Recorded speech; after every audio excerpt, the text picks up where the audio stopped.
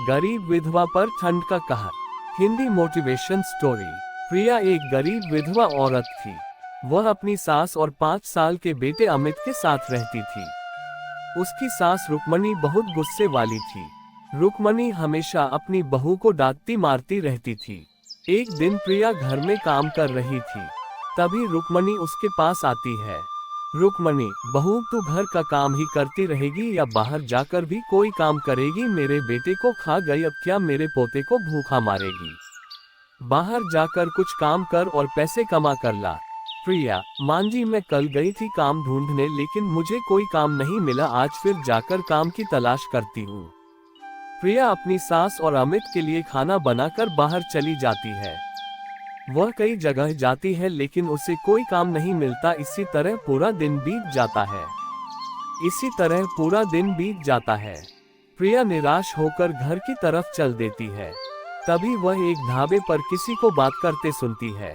ढाबे वाला, देख भाई मोहन, तू मुझसे दुगने पैसे ले ले, लेकिन काम छोड़कर मत जा। तू इतना अच्छा खाना बनाता है तभी मेरा ढाबा चल रहा है, अब तू अचानक काम छोड़कर जा रहा है।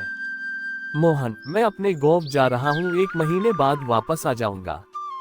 ढाबे वाला, 1 महीने में तो मेरे सारे ग्राहक टूट जाएंगे।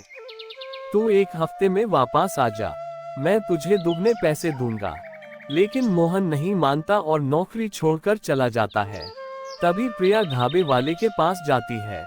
प्रिया, भैया मैंने अभी अभी तुम्हारी बातें सुनी है, मुझे बहुत अच्छा खाना बनाना आता है, मुझे नौकरी पर रख लो।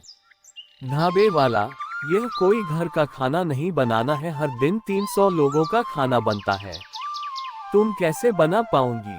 प्रिया, भैया मुझे पैसों की बहुत जरूरत है, मेरा विश्वास करो, तुम्हारा एक भी ग्राहक वापस नहीं जाएगा। ढाबे वाला, पहले कहीं काम किया है? प्रिया, नहीं भैया, अभी 1 महीने पहले मेरे पति का स्वर्गवास हुआ है, तभी मैं काम ढूंढने निकली हूँ। ढाबे वाले को उस पर दया आ जाती है। वह कहता है, ढाबे वाला, ठीक है बहन, मैं अपना बिजनेस तुम्हारे हाथों में सौंप रहा हूँ। अगर मेरे ग्राहकों को तुम्हारा खाना पसंद नहीं आया तो मैं तुम्हें पैसे नहीं दूंगा। प्रिया मान जाती है। अगले दिन से प्रिया ढाबे पर खाना बनाने लगती है। प्रिया बहुत अच्छा खाना बनाती थी, जिससे उसके ढाबे पर लोगों की संख्या बढ़ने लगी। प्रिया को इसी तरह खाना बनाते 1 महीना होने वाला था।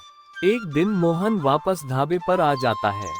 मोहन, लो सेठ, मैं आ गया, तुम्हारे बारे में सोचकर मैं 1 महीने से पहले ही आ गया, बताओ आज क्या बनाना है?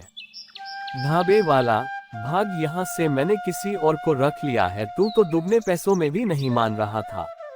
ये औरत बहुत अच्छा खाना बनाती है, तू अब रास्ता नाप। मोहन बहुत गुस्सा हो जाता है। मोहन, मैं भी देखता हूँ ये ढाबे पर कितने दिन काम करती है, इसके जाने के बाद तू मेरे पास आएगा, तब तुझे दुगने दाम देने होंगे। मोहन वहां से चला जाता है और प्रिया को ढाबे से निकलवाने की तरकीब सोचने लगता है। इसी बीच ठंड का मौसम आ जाता है। प्रिया को कभी कभी ढाबे पर रात को देर हो जाती थी। ठंड के मौसम वह ठिठुरती हुई देर रात घर पहुंचती थी। एक दिन वह रात को वापस अपने घर जा रही थी। तभी उसे रास्ते में मोहन मिल जाता है। मोहन, सुन, वह ढाबा मेरा है, कल से वहां से काम छोड़ दे, नहीं तो मुझसे बुरा कोई नहीं होगा। प्रिया, भैया मैं बहुत गरीब हूँ, मुझ पर रहम करो, तुम तो कहीं भी काम ढूंढ लोगे, मैं अकेली कहाँ जाऊंगी काम ढूंढने? मोहन, वह सब मुझे नहीं पता, कल से तू ढाबे पर नहीं जाएगी बस। ये कहकर मोहन चला जाता है। प्रिया घर आकर बहुत रोती है। अगले दिन वह ढाबे पर जाकर ढाबे के मालिक को सारी बात बता देती है। उसका मालिक कहता है, ढाबे वाला, बहन तुम चिंता मत करो, इस मोहन को तो मैं सबक सिखाऊंगा, तुम आज फिर उसी रास्ते से जाना। प्रिया, भैया इतनी सर्दी में वह सड़क सुनसान रहती है, कहीं मोहन मिल गया तो पता नहीं मेरे साथ क्या करेगा। ढाबे वाला, बहन तुम चिंता मत करो, मैं छिप कर वहीं रहूंगा, जब वह तुम्हारे पास आएगा तभी मैं उसे पकड़ लूंगा। प्रिया रात को उसी रास्ते से वापस चल देती है। तभी उसे मोहन मिलता है। मोहन, मेरे मना करने के बाद भी तू ढाबे पर गई, अब मैं तुझे नहीं छोड़ूंगा। मोहन जैसे ही उसे मारने के लिए आगे बढ़ता है, ढाबे का मालिक पुलिस के साथ आकर उसे पकड़ लेता है। पुलिस एक गरीब विधवा औरत को परेशान करता है, अब तो तुझे ढाबा नहीं जेल मिलेगी। यह कहकर वे मोहन को पकड़ कर ले जाते हैं। प्रिया अगले दिन से फिर से ढाबे पर काम करने लगती है।